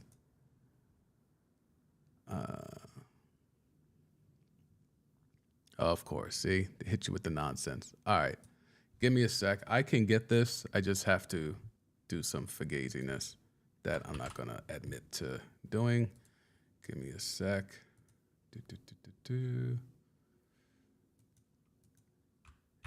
Everyone should pay for the Athletic, by the way. It is worth the investment. For the purposes of this stream, though, I am not going to pay for it. I'm just going to get it how I get it. And we should be okay. Let me just test that. Can y'all see that? Okay, y'all can see that. All right. So we have the Athletic story. Don't ask me how. So let's find out. The Seattle Seahawks have $7.08 million in available cap space. That number differs slightly from over the cap number 6.23, but it's in the same ballpark. Over the cap lists Seattle as $3.4 million over the cap in effective space, which accounts for the money required to sign draft picks. Okay. The cash and salary cap impact of setting draft picks is more relevant than ever for the Seahawks, who have 5 top 100 picks and 2 top 20 selections. All rookies sign deals with fixed length. First-round picks sign 4-year deals with a team option for a 5th. Players selected in rounds 2 through 7 sign 4-year deals. The value of each contract is predetermined based on the draft slot, with the top pick earning the most money. Cash and cap, we're pretty tapped out, Schneider said at league meetings. Snyder's mentioned being cash-strapped implies that traditional cap-saving measures such as contract restructures or extensions probably aren't on the table, seeing as those moves require giving players cash up front through signing bonuses. Seattle isn't in a position to release or trade any players of consequence to create cap space. This is why Seattle could seriously consider trading back from 5 to save cash.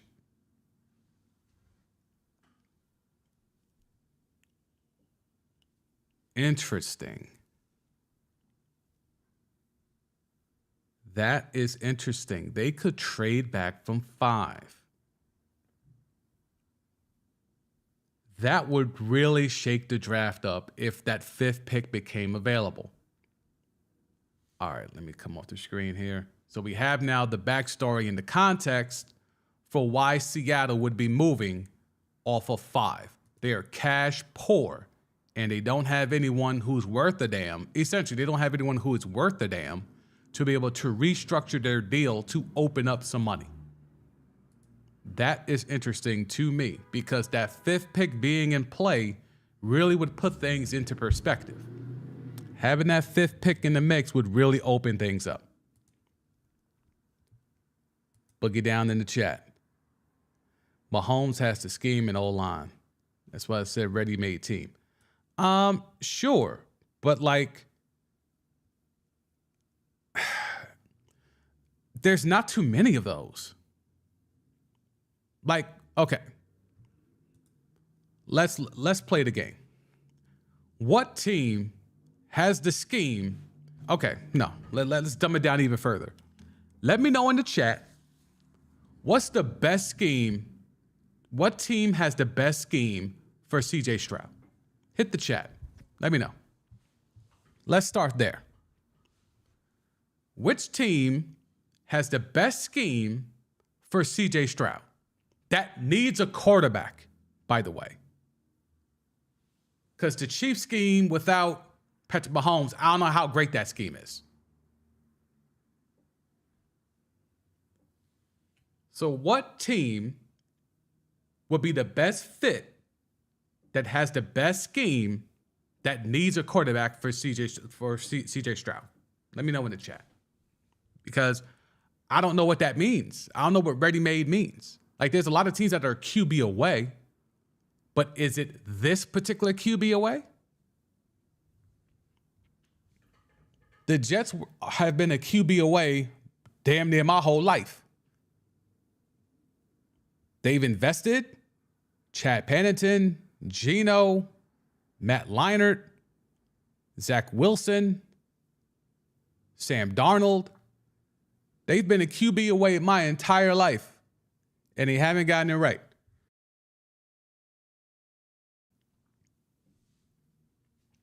So I don't know. But what scheme? Okay, Boogie Down saying Niners. Okay.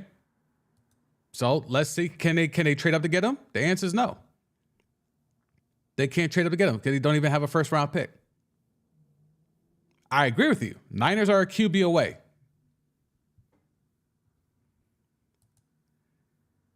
Chiefs, I don't think so. I don't think that scheme, if we take Mahomes out and put a CJ Stroud in, and it's not even, let's take Mahomes from a few years ago, because Mahomes now is way better than Mahomes, younger Mahomes.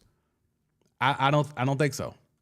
Nope. I don't think CJ Stroud walks in and the Chiefs keep it right on rolling. I don't think putting CJ Stroud with Andy Reid, he's putting up 50 touchdowns in his first year starting like Mahomes. I don't see that. Dolphins. Well, to our knowledge, CJ Stroud isn't concussed a lot, right? So he has that going for him. The weapons are there. I would think McDaniel should be able to do something with that. I'll give you Dolphins. I'll give you Niners. Bengals, in theory, yes. In theory, yes. With all those weapons, should. I'm not sold, though.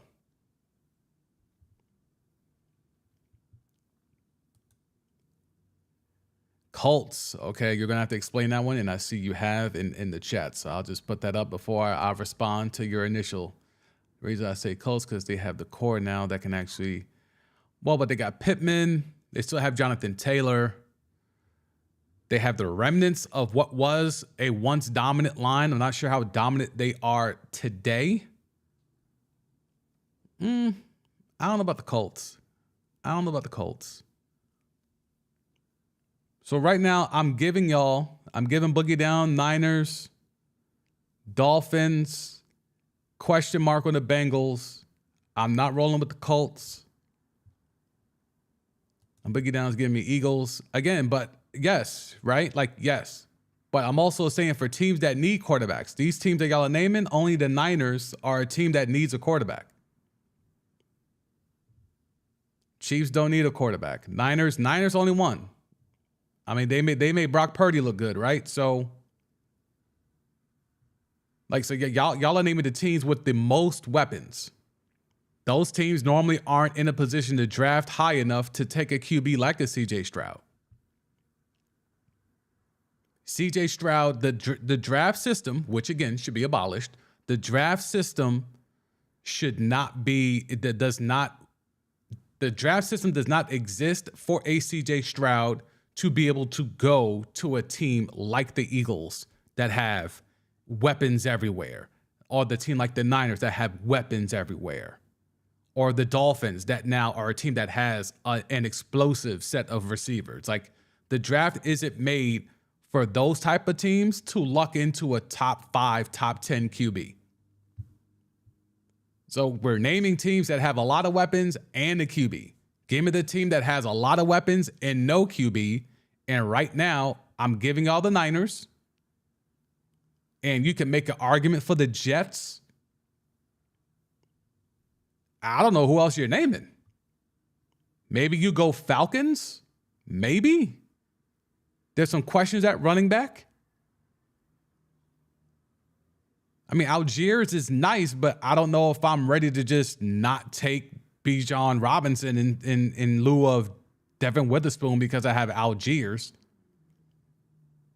Teams that have, I mean, we can even go to Lions. Like, why aren't the Lions? And I know they like Jared Goff and, they gave up some collateral to get him and so on and so forth. But again, a team that could be on the verge of really winning and winning for a set of time that is foreseeable into the future, they should be in the mix here for a quarterback, because you're not supposed to be here. With Jared Goff and with Jameson Williams missing damn near the whole year, you still were in the mix to be in the middle of the first round. But because of the trade you made, you lucked into getting a top 10 pick. And as great as I think Jalen Carter is, it could be a game wrecker if you could put him with Hutchinson on that line. It's very tempting to look at a quarterback here, because when is the next time the Lions are going to be in position to get a quarterback? Do they have the Rams first next year as well? Because I think the Rams are going to be mid again this year. So unless they have the Rams first next year as well, then maybe I can justify not taking this pick, not taking the QB with this pick that you lucked into. Because they did not expect this to be a number 6 overall pick. Fresh off a Super Bowl? No chance they expected this to be a top 10 pick. No chance. But they lucked into it. This is a team that has weapons and, to me, is a QB away. The Falcons, to me, are a team that is a QB away, that has the weapons. Outside of that, with the Jets, maybe you go Washington. Maybe you can try to sell me on Washington being a QB away. McLaurin and Dotson. Brian Robinson as the running back. Logan Thomas as the tight end. Maybe you could sell me. But those are the teams I'm talking about. And that's why you don't see those teams really drafting here at the top. Seattle, the Lions have a chance here to really put the hammer down if they go for QB. But I can't hate it too much because allegedly they would go for Jalen Carter, who can also be a game wrecker. But if you're the Falcons and you're sitting here at 8 and there's one of these QBs who is falling, why wouldn't you do it? Just because you took what? Ritter was a 3rd or 4th round pick? Meanwhile, the Titans are ready to move on, allegedly, with their former third-round pick in Malik Willis. Meanwhile, the Falcons are handing the keys to their third-round pick from last year.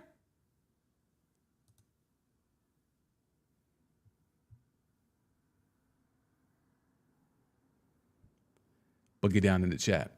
He needs a team with weapons and or scheme and solid to very good O-line. Man, that's asking a lot. Then why is he going second? Why would he ever go second overall? I mean, we could say that about every QB, but if we're really being strict and saying he needs that to succeed, then he can't be that good. You must not feel he's that good. Because if CJ Stroud needs all of that to be good, I could say that about Daniel Jones. I could say that about Nathan Peterman. So I don't know. Because I think every QB needs that. Like every QB needs this, right? Every QB needs this. But we have QBs that could perform in spite of this. In spite of not having this. So you're saying CJ Stroud can't succeed at this level without this. Then that to me puts him on a level of a Daniel Jones. But then again, Daniel Jones was a top 10 pick.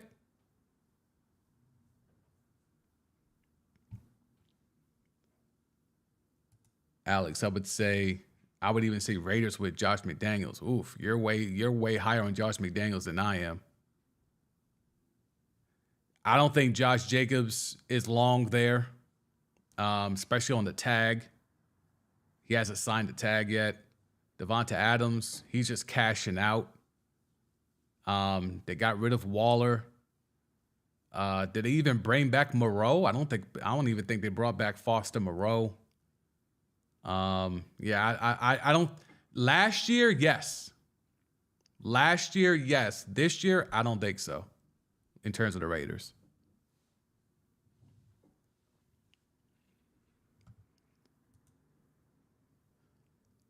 Let's see what else we have here. We have some tabs open. Let me go through these tabs and see where do we want to go next. We talk about the Seahawks and their lack of bread. They're in cap hell. Oh, speaking of Bijan. Several NFC teams, and I guess let me move my windows back over there. Several NFC teams do not want the Eagles to draft Texas running back Bijan Robinson. They believe it will make Philly's offense, quote, beyond scary.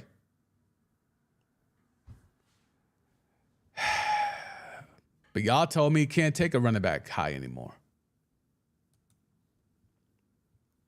The fact that they have Christian Gonzalez going 10, like this to me is laughable.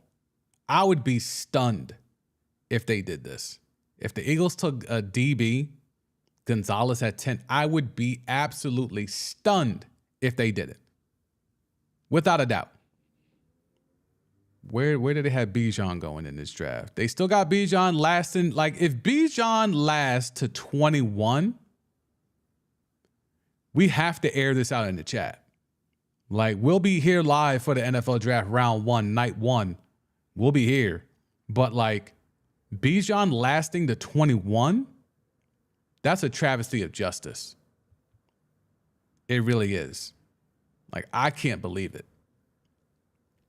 All these teams, even if the Titans don't do it, you could make a case for it because Derrick Henry is gone, right? He's not long for there. Who's going to be his replacement? Maybe Malik Willis would fare better with having actual weapons behind him instead of handing off to Derrick Henry, who still is a very good running back. But let's be real. As the game evolves, he's very limited to what he could do catching the ball. You give Malik Willis a dynamic, playmaking, run the ball, catch the ball, can do it all, play all three downs, running back in Bijan Robinson. Malik Willis, you might restore and regain your faith. You might regain your faith in Malik Willis if you put weapons around him. He has no receivers, and he has a one-dimensional running back. Yet you're telling me you lost faith in him after 3 starts. Okay. Cool story, bro. Eagles take Bijan at 10. Y'all know what's going to happen. I'm going right to FanDuel or another sports book of choice. And I'm placing a futures bet on the Eagles to win the NFC again, like I did last year, that I cashed very nicely. Because I did it last year after the draft. They had that draft last year, and I said, oh, good Lord, they're stacked. Oh, I'm placing the bet now. Future bet, boom, cash it. They take Bijan at 10. I'm doing the same thing. I'll do it live right here on the streaming. I'm putting that bet in right now. Strength of schedule be damned. I'm putting that bet in right now. So that's the thing. Philly's offense beyond scary. I don't know about that. But with no more rugby rules, right? No more rugby rules. You can't do the push and all that. So now Jalen Hurts and all that bread could just dump the rock off to Bijan and let him cook. Cush gig, if you ask me. Got A.J. Brown on one side, Devonta Smith on the other, Dallas Goedert in the seam. And then I got a really good run blocking offensive line that is serviceable at protecting me passing wise. And then when all else fails, I could just dump it off to Bijan, who's dynamic. Jalen Hurts going to have it made for a very long time in Philly. All right, what else do we have here? Oh, yes, this is more about Will Levis. We can get off that. Here's more running back news. The Jets have interest in Ezekiel Elliott. Breece Hall is coming off ACL, plus he will need time before he works his way to his old self. And they need a finisher near the goal line. On runs inside the 3, the Jets had 11 carries for -1 yards and 4 touchdowns. On runs inside the 3, understand that. On runs inside the 3, the Jets had 11 carries for -1 yards but 4 touchdowns. Zeke Elliott over that same time frame, on runs inside the 3, 13 runs for 13 yards, 8 touchdowns. And we go on. Get that lined up here. As an overall runner, Elliott ain't what he used to be. Ranked 37th out of 39 running backs in rush yards over expected per carry. Could probably get younger, cheaper running back to fill this role. For Zeke, it'll probably come down to his role plus money. Is Ezekiel Elliott on the Aaron Rodgers wish list? Again, like Alex mentioned earlier, and we've been talking about him on this stream, is Aaron Rodgers trying to pull a Tom Brady? Let me go to a team that's close to ready-made. Let me add a couple of my guys or guys that I think that can help me. Is Ezekiel Elliott going to be to Aaron Rodgers what Leonard Fournette was to Tom Brady? Something to think about.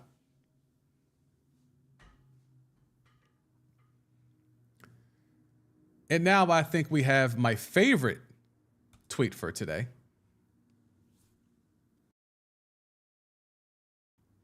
How many elite tight ends have been in each draft over the past 10 years? Now, there's been a lot of discussion about tight ends and their value and so on and so forth on this stream. Y'all have, tried to bark me down on my own stream about how tight ends should not be drafted in the first round. Well, let's look at prior year drafts when it comes to the tight end position. And again, this is a great chart. You see the credit there. Boom. And I think you should be able to see everything. But nope, not that window. This window. There we go. Okay, so hopefully y'all should be able to see all of that. I think you can. So, this year's tight end class. How does it compare to prior years? Now, you see this chart here is color-coded. Orange means Hall of Fame potential. Purple means tight end with potential, but it's just too soon to say. So when you look at over the years, and again, this is more of a fantasy perspective, but we can talk about just which one of these tight ends has a real grade, has a high level grade. And as you see in this draft, you see the more traditional tight ends being taken time and time again. But slowly but surely, athleticism becomes the main thing in taking tight ends. You have Tyler Eifert, who had a good run. Zach Ertz. I mean, this says Hall of Fame potential, not to me. And then you have Kelsey, who is without a doubt going to be a Hall of Famer. Eric Ebron was one of those guys that was in like that Antonio Gates mold. Just didn't really pan out for an extended period of time. Hunter Henry, Austin Hooper, Tyler Higbee, all kind of the same dude, like of that Zach Ertz mold, in my opinion. But more so, they end up playing like Tyler Eifert. Now you're getting to see the athleticism come in here. Evan Ingram, athleticism. Njoku, freak athlete, athleticism. And then you have George Kittle, who out of these three is the best blocker of the three, but has also turned into an elite pass catcher and route runner. And yes, he has Hall of Fame potential. Now we go into Hayden Hurst, Mike Gesicki, who's more of a receiver than a tight end. So again, athleticism. You have a Gesicki pulling up. Let me get my little arrow, John. Make sure it's arrow, and we'll do green.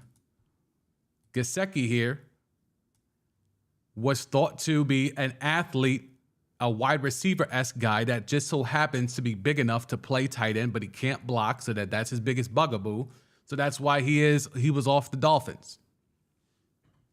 Now you have Dallas Goedert, who's kind of in that hybrid Kelsey mold of a guy who can block on the line, but you can also split him out wide and he could get the job done there. Same thing with Mark Andrews. Now you're getting athletes that can do both, block and still be effective in vertical threats in the passing game. Not just Jason Witten button hooking you to death, but actual guys who can attack the seam, and you can split them out wide and put them in a slot and they can get it done. Dalton Schultz, serviceable, but not really highly thought of. Hawkinson, athletic. Noah Fant, Dawson Knox, serviceable. Athletic though, all three athletic. Cole Kmet for the Bears, athletic, big target. Kyle Pitts, one of the most athletic we've probably arguably have ever seen at this position. But I don't know if Corey's here. He hates Kyle Pitts. Hates Kyle Pitts. So that's why we love Kyle Pitts, just to make Corey agitated, right? Freiermuth, Alex knows very well. Block on the line, stretch the field deep, very impactful. Now when we're looking at last year, athletes up and down. Athletes up and down. This is where the position is going. This is how the position is going to be judged from here on out. These are all weapons. Now they have potential. You don't know. They're rookies. They haven't really been used yet in a lot of these offenses. And maybe Isaiah Likely, who y'all put me on to and I had to do my homework on. Now with Monken as the OC, he likes using multiple tight end formations. So maybe Likely now will be able to get in the mix. Bellinger, they love him with the Giants. Athlete. He's in the mix. So you see the evolution of the position to where you have your more old school standard tight end that's more of a plotter that just happens to get open. Kelsey might have been the first one with a little bit of Ertz, but more so Kelsey in terms of the dynamicism. Zach Ertz is more of the best of the last of the Mohicans, like the best of the last bunch of traditional tight ends. Then you have Kelsey, who has changed the game and we have a lot of teams taking chances on tight ends just to see. And then it's just been more and more athletes. It's a standard. Much like the evolution we're seeing in the quarterback position, you have to be athletic as a tight end now. The days of the plotter are over. No more button hooks. Hit the chat.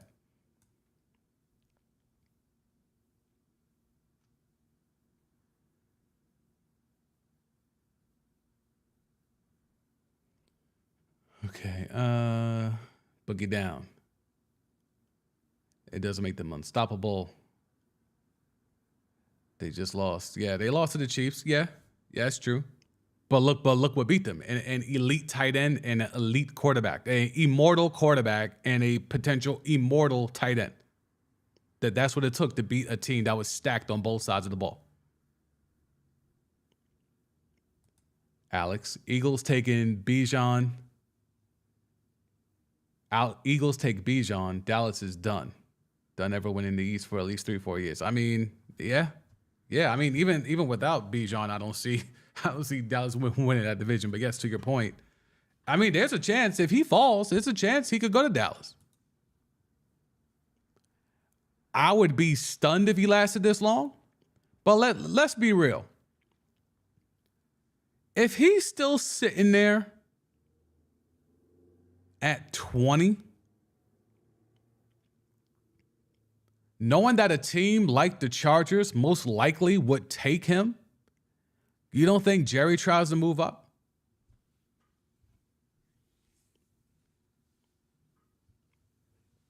Because look at these teams. All these teams, you could argue, Bijan would be great insurance for J.K. Dobbins. Bijan would be great as the Vikings transition potentially away from Dalvin Cook and Madison. The Jaguars have Etienne, so you would assume they wouldn't do it. Giants and Saquon hasn't signed the tag yet. Don't know if he's the long-term answer there. You got Bijan there right behind him. Writings will be on the wall, right? So Dallas could be in position to potentially try to move up and get Bijan. Oh, y'all would hear Corey that night. Good Lord. I hope that doesn't happen just because of that. All right, let me come off the screen here. Let's see what we got left.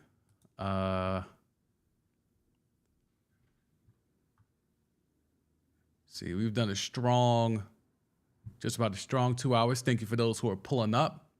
If you could tap that like button, I would appreciate it. Running a little low on the likes today. If we can get that up, or subscribe, whichever one fits your fancy. I appreciate those who have tapped in.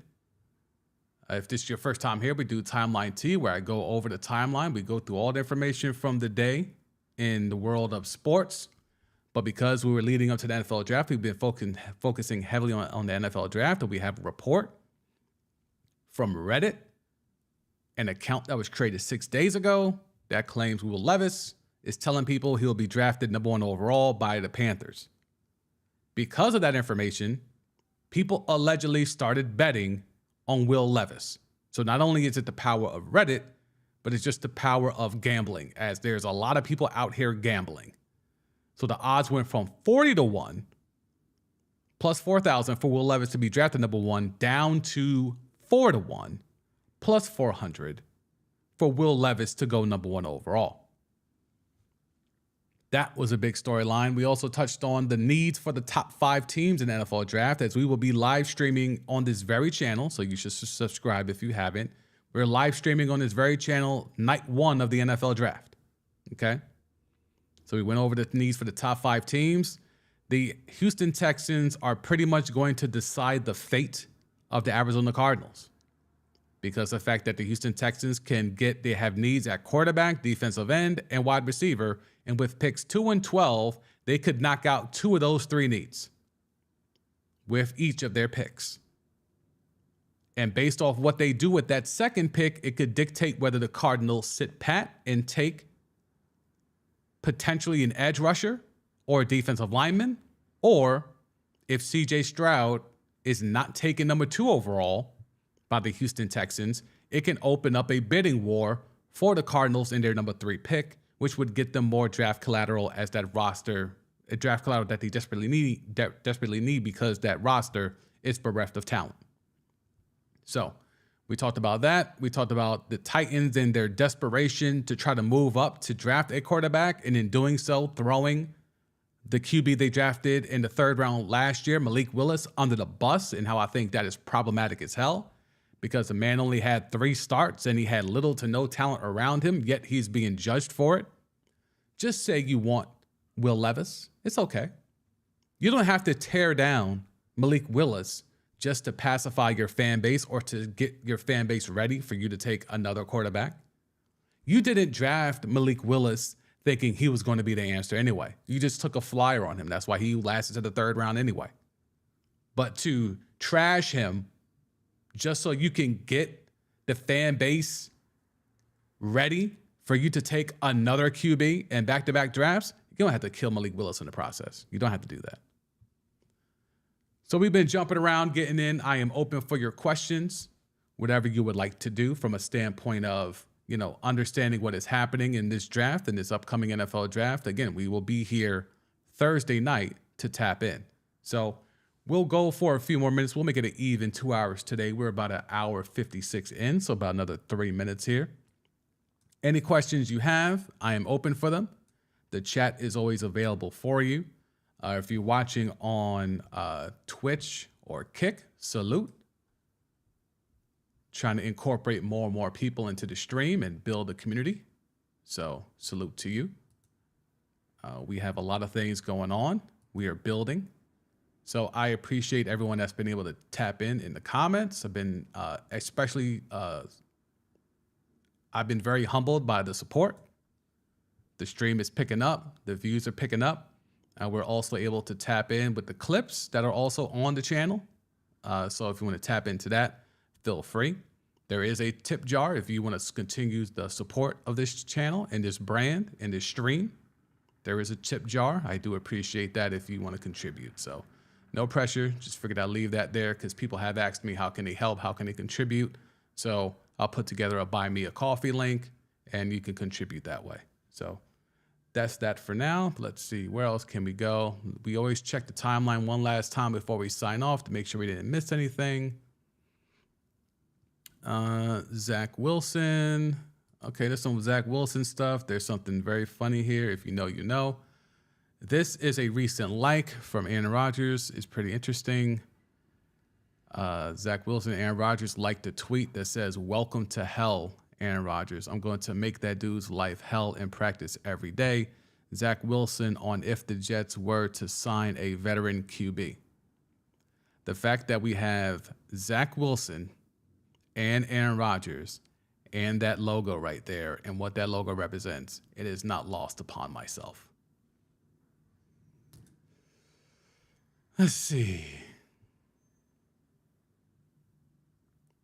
Okay, I won't play the clip because it could be a copyright thing here, but on the way out, Bijan Robinson was asked on NFL Live which QB he'd like to play with the most. His answer, Jalen Hurts.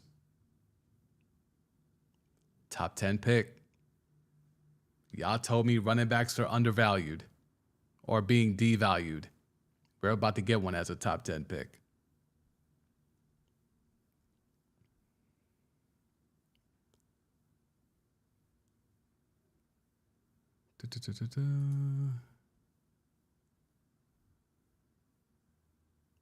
Let's see. Yeah, I think we're done here. A couple of people got their options picked up, Joe Burrow being one of them. It's kind of a foregone conclusion. Also, Justin Jefferson had his fifth-year option picked up. No surprise there. We will save the... we can... I'll just put this up for today, but we'll definitely get into this tomorrow. Bucks are rumored to be trading up for a QB in the draft. But, I mean, once you really get into the story, it's really not that much to it. But the Bucks are in need of a quarterback. They're in need of a lot. And they don't have a lot of draft collateral to do so. So we'll see what they try to cook up. But moving up for a quarterback, they don't really have a lot to move up with. So That'll be something to navigate. And again, we'll be here on this channel live during the NFL draft to see what transpires from that.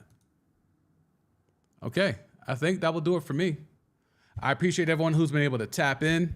Thank you for everyone who's been able to contribute across whatever platform you're watching on, even if you just tapped in for a little bit just to see what the hell is going on over here. I appreciate the view. I appreciate it so much. We're trying to build something here, build something that is different, build something that is informative, entertaining. I allow people to speak in the chat to get their thoughts off. As long as we keep it, on topic and on brand, all good here. All good here. So thank you to Boogie Down and Alex. They held it down heavy in the chat today. I will see y'all again tomorrow, 4 p.m. Eastern time here on Timeline T. So for the Sam D, if you want to get more caught up to speed on the stuff that I've been doing, if you're not on YouTube, head over to YouTube, the Sam D. It's easy. I put the links everywhere. You can tap in. This is a new stream that I've been starting for about 3 months now, and it's been building momentum. We've been tapping in. We've been having a lot of people active in the chat, having a lot of good debates, not embracing debate like the Four Letter Network, but actual good-hearted, informative, and intentionally funny debates. So feel free to tap in. I will be here tomorrow, 4 p.m. Eastern time for a new edition of Timeline T. So for the Sam D, I'm St. Deuce Jr. Peace.